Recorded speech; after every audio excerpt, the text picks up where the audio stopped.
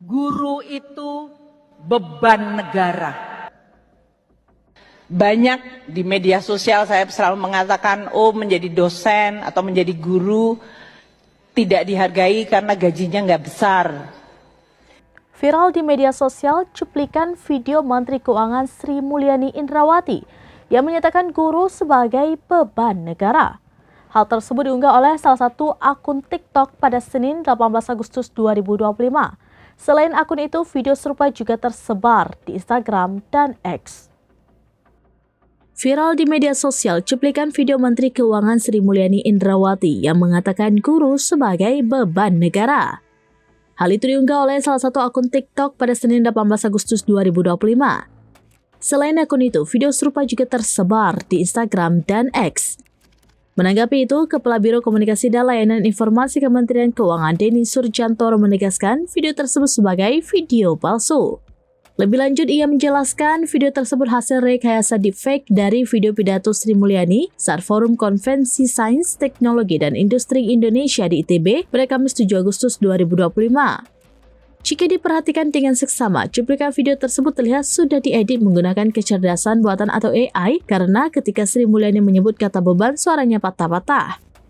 Guru itu beban negara. Lantas, seperti apa pernyataan Sri Mulyani yang benar? Pada pidatonya saat Forum Konvensi Sains, Teknologi, dan Industri Indonesia, Sri Mulyani memang menyinggung terkait gaji guru dan dosen. Banyak di media sosial saya selalu mengatakan, oh menjadi dosen atau menjadi guru tidak dihargai karena gajinya nggak besar. Ini juga salah satu tantangan bagi keuangan negara. Apakah semuanya harus keuangan negara ataukah ada partisipasi dari masyarakat? Namun bukan seperti yang ada di video yang viral itu. Bendahara negara mengatakan negara masih menghadapi tantangan dalam memberikan gaji guru dan dosen dalam jumlah yang layak. Alhasil, isu gaji guru dan dosen yang tidak layak kerap dikeluhkan masyarakat dan memunculkan stigma profesi yang mulia ini tidak dihargai oleh negara. Sri Mulyani lalu mengatakan harusnya masyarakat ikut menanggung gaji guru dan dosen agar profesi ini mendapatkan gaji yang layak. Sebab jika hanya mengandalkan anggaran pendapatan dan belanja negara atau APBN, dikhawatirkan guru dan dosen menjadi kurang sejahtera. Demikian informasi terkini Syeda Alun, saksikan terus beragam informasi lainnya. Coba like dan share seluruh akun serambinews.com.